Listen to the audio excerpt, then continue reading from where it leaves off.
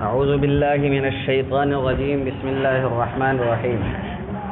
قل تعالوا أتل ما حرم ربكم عليكم ألا تشركوا به شيئا وبالوالدين إحسانا ولا تقتلوا أولادكم من إملاق نحن نرزقكم وإياهم ولا تقربوا الفواحش ما ظهر منها وما بطن ولا تقتلوا النفس التي حرم الله إلا بالحق ذلكم وصاكم به لعلكم تعقلون. صدق اللہ العظیم. گزشتہ ہفتے بتایا گیا تھا کہ بندہ دعا مانگتا ہے کہ اہدنا الصراط المستقیم، کہ اے اللہ ہمیں صراط مستقیم پر چلا دے. اب سوال یہ پیدا ہوتا ہے کہ دنیا میں کوئی آدمی ضرور ایسا ہوگا جو صراط مستقیم پر چلا ہوگا. قرآن میں ہم نے دیکھا کہ صراط مستقیم پر کون چلا ہے، تو قرآن ہمیں بتاتا ہے.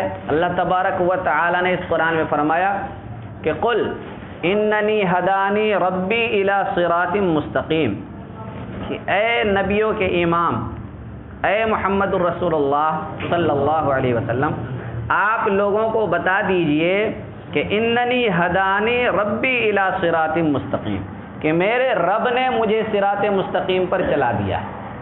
تو پتہ چلا کہ حضور اکرم صلی اللہ علیہ وسلم وہ شخص ہیں جو صراط مستقیم پر چلے ہیں اور اللہ تبارک و تعالی نے انہیں چلایا ہے.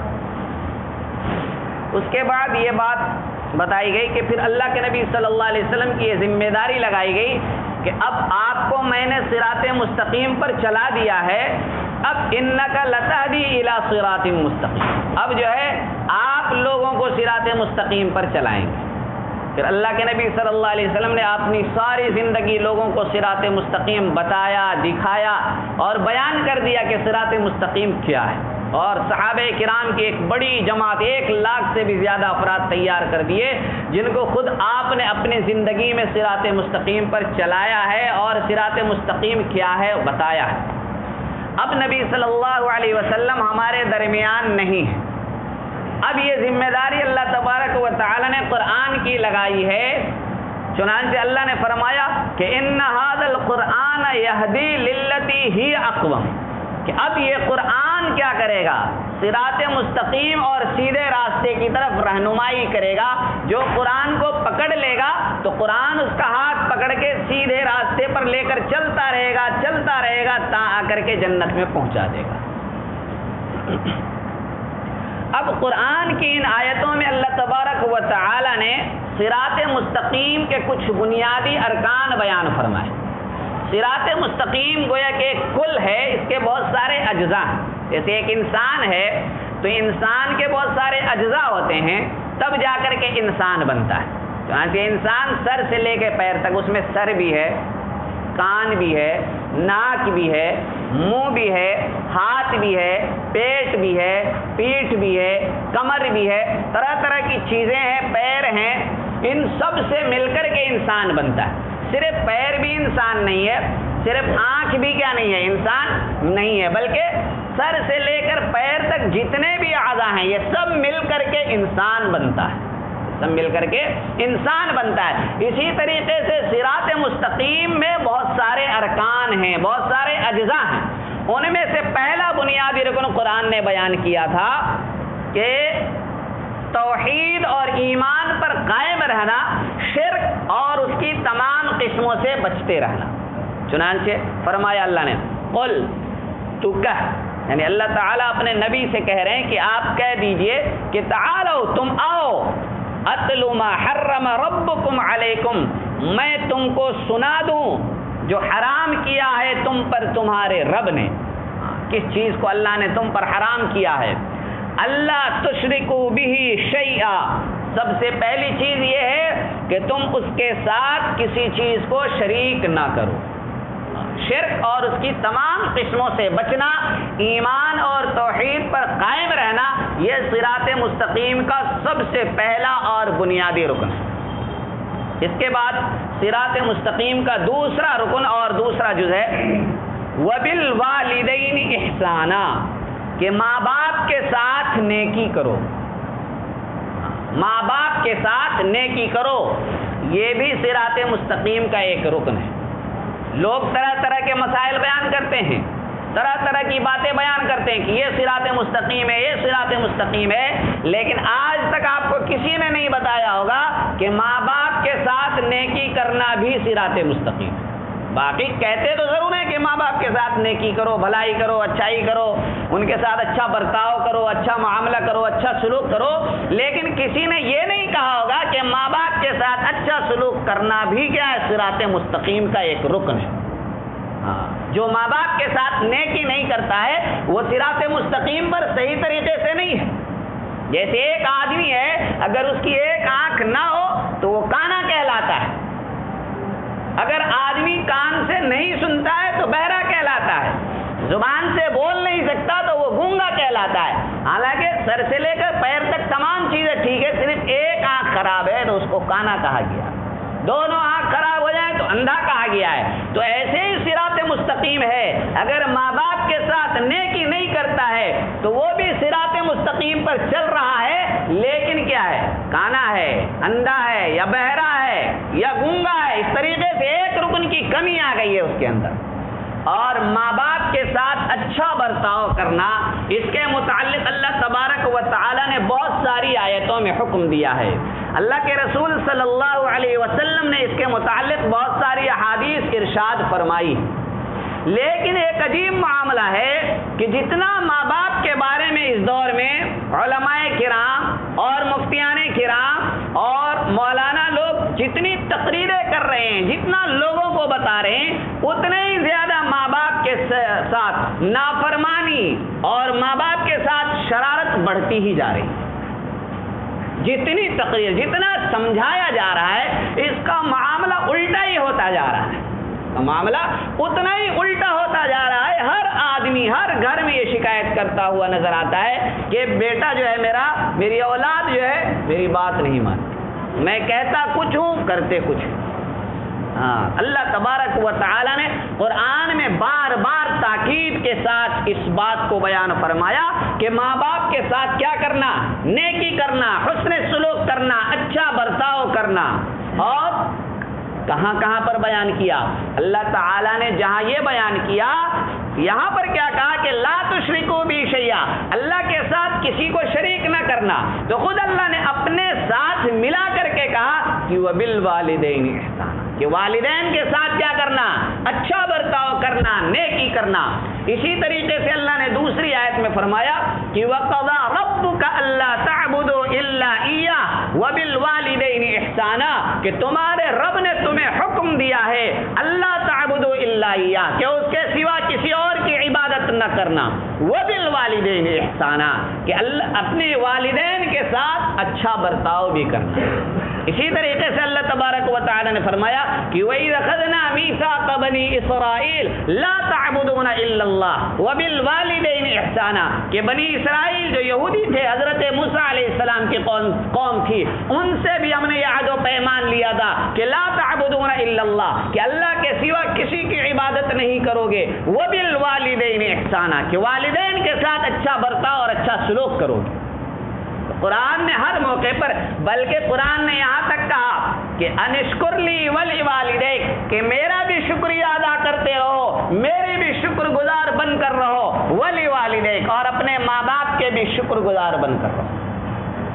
بلکہ قرآن نے یہ تک کہا کہ وَإِن جَاهَدَاكَ عَلَىٰ أَن تُشْرِكَ بِي مَا لَيْسَ لَكَ بِهِ عِلْمٌ فَلَا تُطِعْهُمَا وَصَاحِبْهُمَا فِي الدُّنْيَا مَعْرُوفًا۔ قرآن نے یہاں تک کہا کہ اگر تمہارے ماں باپ مشرک ہو، مسلمان نہ ہو، ایمان والے نہ ہو، اور تم ایمان والے ہو، تمہارے ماں باپ اگر تمہیں شرک کرنے کے لیے کہیں تو فَلَا تُطِعْهُمَا، شرک تو نہ کرنا، شرک کرنے میں ان کی بات تو نہ ماننا، لیکن وَصَاحِبْهُمَا فِي الدُّنْيَا معروفہ، چاہے وہ مشرک ہیں، چاہے وہ کافر ہے ماں باپ، لیکن وہ صاحبہما فی الدنیا معروفہ، اس دنیا میں ان کے ساتھ اچھا برتاؤ کرتے رہنا۔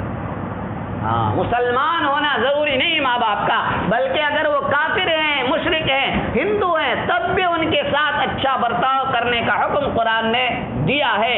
تو اس لیے ماں باپ کا خیال رکھنا بہت زیادہ ضروری ہے. بلکہ اللہ کے رسول صلی اللہ علیہ وسلم نے تو یہاں تک فرمایا کہ الجنت تحت اقدام الامہات، کہ جنت جو ہے ماں کے پیروں کے نیچے. جنت کہاں ہے؟ ماں کے پیروں کے نیچے ہے.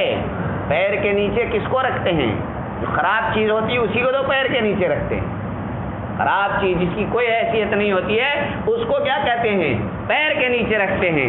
اور انگلش میں بھی کہتے ہیں کہ مائی فٹ، میرے پیر کے نیچے. کہتے ہیں اس طریقے سے کہ میرے پیر کے نیچے. پیر کے نیچے وہ چیزیں ہوتی ہیں جن کی کوئی حیثیت نہیں ہوا کرتی ہے. اللہ کے نبی صلی اللہ علیہ وسلم نے فرمایا کہ الجنت تحت اقدام الامہات، کہ جنت تو ماں کے پیروں کے نیچے.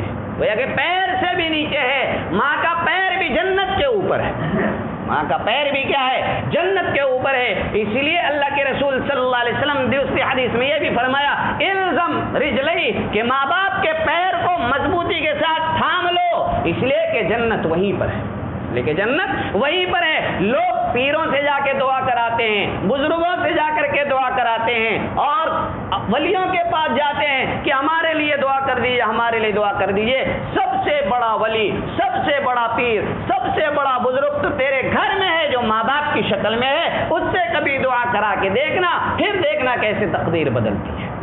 ہاں، پیر جو ہوتا ہے، ولی جو ہوتے ہیں، اور بزرگان دین جو ہوتے ہیں، وہ ماں باپ سے بڑھ کر نہیں ہوتے ہیں. سب سے پہلا نمبر ماں باپ کا ہوتا ہے. سب سے پہلا نمبر ماں باپ کا ہوتا ہے. دوسرے نمبر پر استاد کا ہوتا ہے، اور تیسرے نمبر پر پیر کا ہوتا ہے. لیکن لوگوں نے ترتیب الٹ دی ہے. پہلا نمبر پیر کا کر دیا ہے، دوسرا نمبر استاد کا کر دیا ہے، اور تیسرا نمبر ماں باپ کا سب سے آخر میں پہنچا دیا ہے. جبکہ ماں باپ کا نمبر سب سے پہلا ہے، اس کے بعد استاد کا ہے، اس کے بعد پیر کا ہے. تیسرے درجے پر جو تھا اس کو پہلے نمبر پہ پہنچا دیا ہے. اگر پیر کوئی بات کہے ٹال نہیں سکتے، لیکن ماں باپ کہے تو اس پر عمل ہی نہیں کر سکتے. یہ حال ہم لوگوں کا ہو گیا ہے.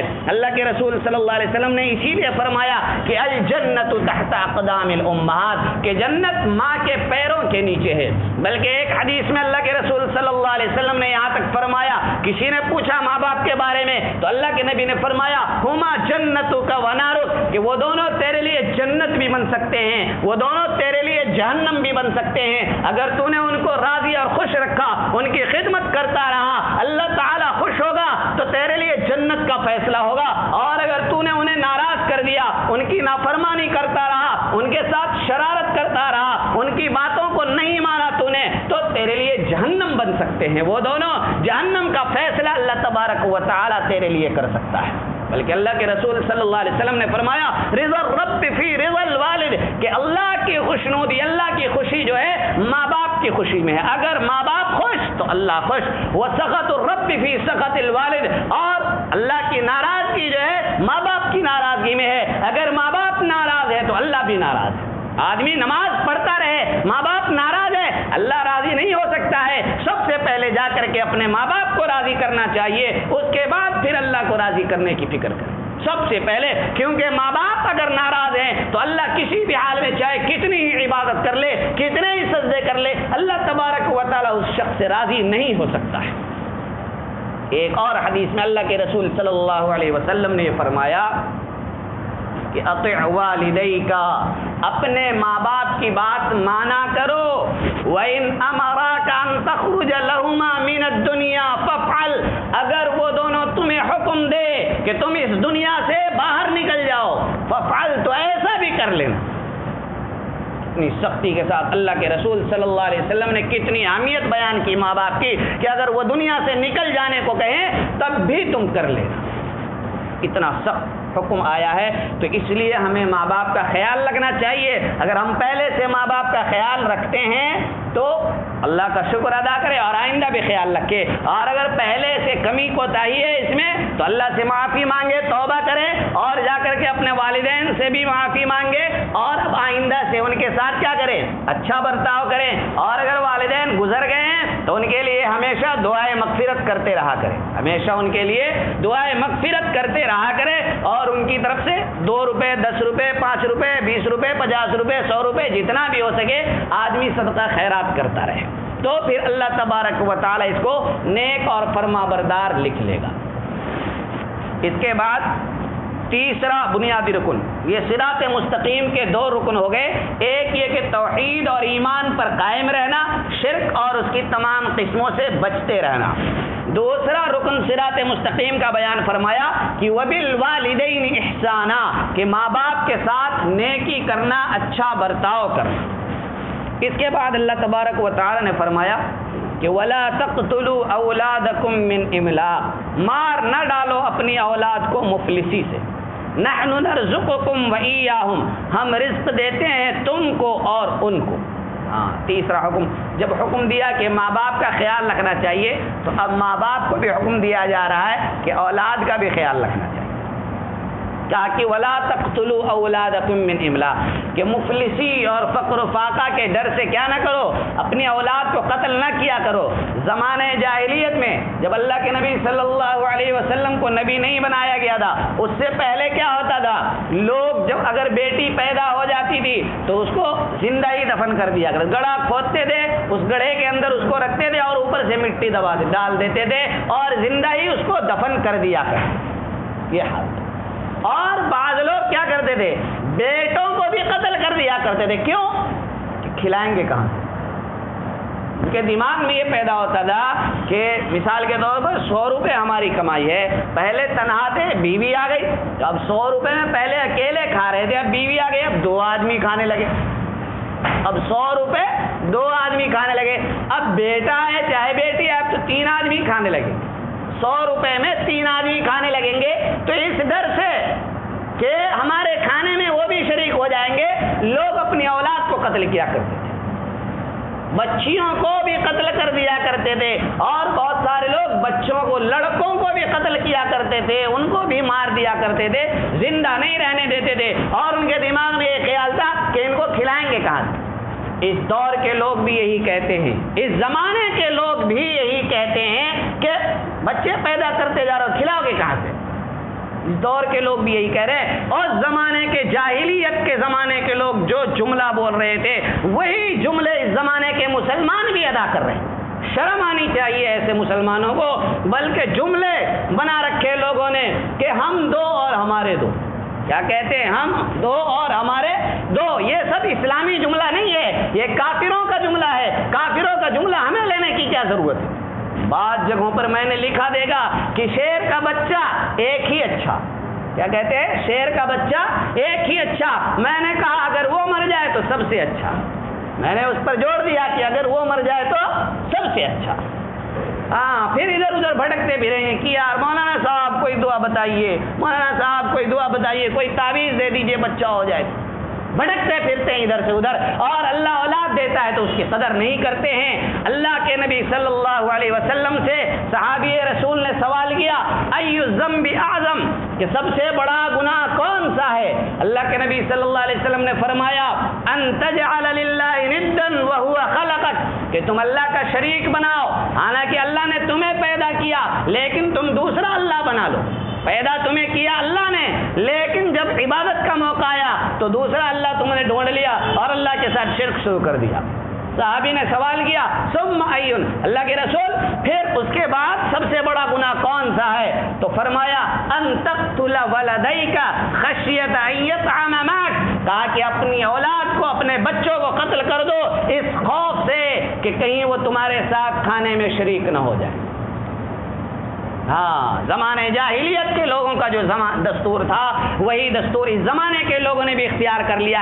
کہتے تو ہیں کہ یہ ایجوکیشن کا دور ہے، تعلیم کا دور ہے، تعلیم یافتہ ہو گئے، ہم ایجوکیٹڈ طبقہ ہو گیا ہے، لیکن صحیح بات یہ ہے کہ وہ بھی زمانے جاہلیت تھا اور یہ بھی زمانے جاہلیت ہے، کیونکہ اس زمانے میں لوگ کیا کر رہے تھے، بچوں کو قتل کر دے رہے تھے، بچے پیدا ہونے کے بعد لوگ قتل کرتے تھے۔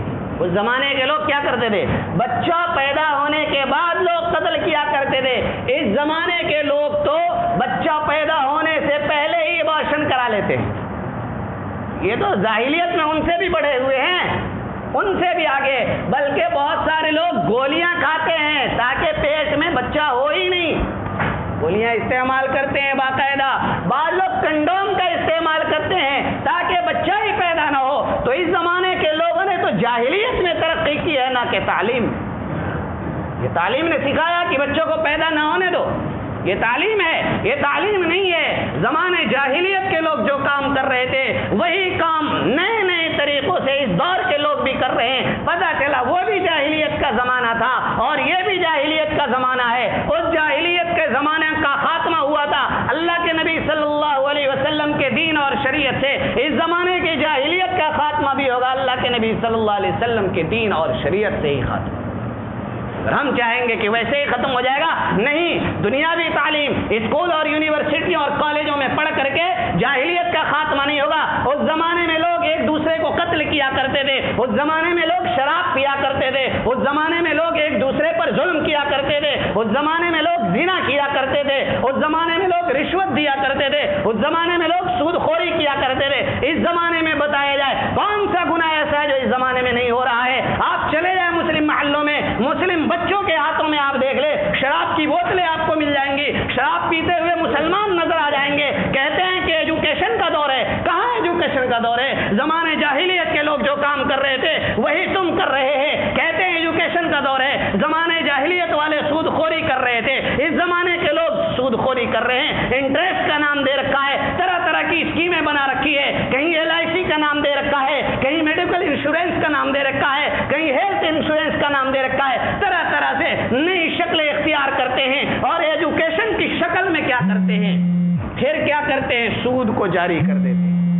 اس زمانے کے لوگ بھی شراب پی رہے تھے، اس زمانے کے لوگ بھی شراب پی رہے ہیں۔ اس زمانے میں بھی عورتیں زنا کر رہی تھی، اس زمانے کی عورتیں بھی کیا کر رہی ہیں؟ زنا میں ملوث ہے۔ چنانچہ آج کے نوجوانوں کو آپ دیکھ لیں، ان کے موبائل میں کیا کرتے ہیں، کیا دیکھتے ہیں رات میں؟ جب 10 بج جاتے ہیں، 11 بج جاتے ہیں، صبح 5 بجے تک، صبح 4 بجے تک کیا دیکھتے رہتے ہیں وہ موبائل میں؟ انٹرنیٹ میں انہیں کیا ملتا ہے؟ مجھے بتائیں وہ کیا دیکھتے رہتے ہیں؟ ایک بچی ہے، عورت ہے، لڑکی ہے، بیٹی ہے کسی کی، بہن ہے کسی کی، وہ گھر میں اس کو موبائل کی کیا ضرورت ہے؟ مجھے سمجھا دیا جائے کہ ایک لڑکی کے لیے ایک بہن اور بیٹی کو موبائل کی کیا ضرورت ہے؟ اس کو کس سے بات کرنے کی ضرورت ہے؟ باپ سے، ماں سے، بھائی سے؟ کس سے بات کرے گی وہ کس سے بات کر رہی ہے؟ آپ اس کے ہاتھ میں موبائل دے کر کے کس سے بات کروانا چاہ رہے ہیں؟ خود آپ اپنی بیٹیوں کو، خود آپ اپنی بہنوں کو بگاڑ رہے ہیں، دوسروں پر کیا الزام دینا ہے؟ دوستو قصور تو ہم لوگوں کا ہے۔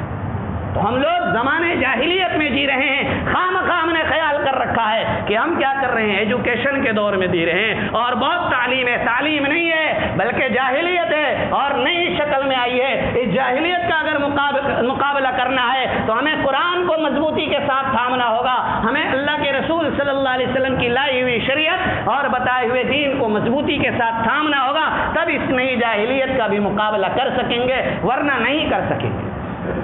اللہ کے رسول اللہ تبارک و تعالی نے صراط مستقیم کا تیسرا بنیادی رکن یہ بتایا کہ وَلَا تَقْتُلُوا أَوْلَادَكُم مِّنْ إِمْلَاقٍ، کہ فقر و فاقے کے ڈر سے، مفلسی کے ڈر سے کیا نہ کرنا؟ اپنی اولاد کو قتل نہ کرنا۔ نحن نرزقکم وإیاہم، کہاں سے کھلائیں گے؟ اللہ کہتا ہے نحن نرزقکم وإیاہم، تمہیں بھی رزق ہم دیتے ہیں، ان کو بھی رزق ہم دیں گے۔ تمہیں کون کھلا رہا ہے؟ تمہیں کون کھلا رہا ہے؟ ہم کھلا رہے ہیں نا، تو ان کو بھی ہم کھلائیں گے۔ یہ 3 ارکان ہو گئے صراط مستقیم کے۔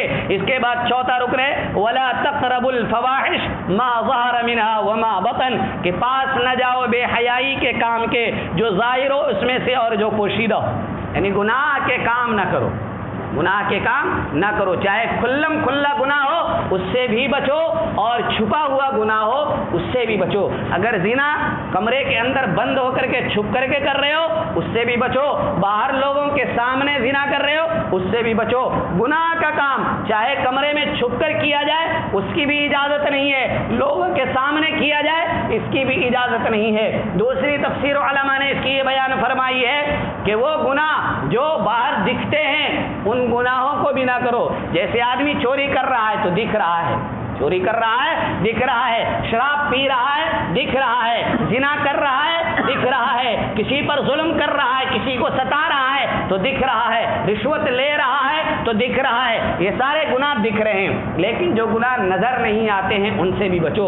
جیسے انسان کے دل میں تکبر ہے، انسان کے دل میں کیا ہے؟ تکبر ہے، فخر ہے، گھمنڈ ہے، تو یہ چیز آدمی کو نظر نہیں آتی، لیکن اس سے بھی بچنا ہے، ان گناہوں سے بھی بچنا ہے جو آنکھوں سے نظر آ رہے ہیں، اور ان گناہوں سے بھی بچنا ہے جو آنکھوں سے نظر نہیں آتے ہیں، یا پھر ان گناہوں سے بھی بچے جو کھلم کھلا ہو، اور ان گناہوں سے بھی بچا جائے جو چھپ کر کے کیا جائے۔ تو 4 صراط مستقیم کے بنیادی ارکان بیان کیے گئے۔ سب سے پہلا رکن تھا ایمان اور توحید پر قائم رہنا، شرک اور اس کی تمام قسموں سے بچتے رہنا۔ صراط مستقیم کا دوسرا رکن بیان کیا گیا کہ والدین کے ساتھ اچھا برتاؤ اور اچھا سلوک کرنا۔ تیسرا رکن بتایا گیا کہ ولا تقتلوا اولادکم من املاق، کہ مفلسی کے ڈر سے اپنے بچوں کو قتل نہ کرنا، کافروں کے چکر میں نہ پڑنا کہ ہم دو اور ہمارے دو، اس چکر میں پڑنے کی ضرورت نہیں ہے۔ اللہ تبارک و تعالی جتنی بھی اولاد دے رہا ہے دینے دو، سے کوئی فرق نہیں پڑتا۔ ہاں اگر کسی کے ساتھ کوئی مجبوری کی بات ہو تو وہ کسی عالم کے پاس جائے، اس سے مسئلہ پوچھے، وہ ان کو مسئلہ بتائیں گے اور ان کی رہنمائی کریں گے، خود سے فیصلہ لینے کی اجازت بھی نہیں ہے اور ضرورت بھی نہیں ہے۔ اس کے بعد چوتھا صراط مستقیم کا رکن بتایا گیا کہ گناہوں کے قریب نہ جائے آدمی، چاہے وہ گناہ کھلم کھلا ہو چاہے چھپ کر ہو، کسی کے سامنے کیا جائے یا لوگوں سے چھپ کر کے بھی کیا جائے، کسی قسم کا بھی گناہ نہ کیا جائے، ہر قسم کے گناہوں سے بچنا، یہ بھی صراط مستقیم ہے۔ اللہ تبارک و تعالی ہم سب کو صراط مستقیم پر قائم و دائم فرمائے۔ مختصر سی دعا کر لیں۔ اللهم صل على سيدنا محمد وعلى ال سيدنا محمد وبارك وسلم۔ اللهم انت السلام ومنك السلام، تباركت يا ذا الجلال والاكرام۔ اللهم انا نسألك الجنة ونعوذ بك من النار، ربنا آتنا في الدنيا حسنة وفي الآخرة حسنة وقنا عذاب النار۔ اللهم انا نسألك الجنة ونعوذ بك من النار، اللهم انا نسألك الجنة ونعوذ بك من النار۔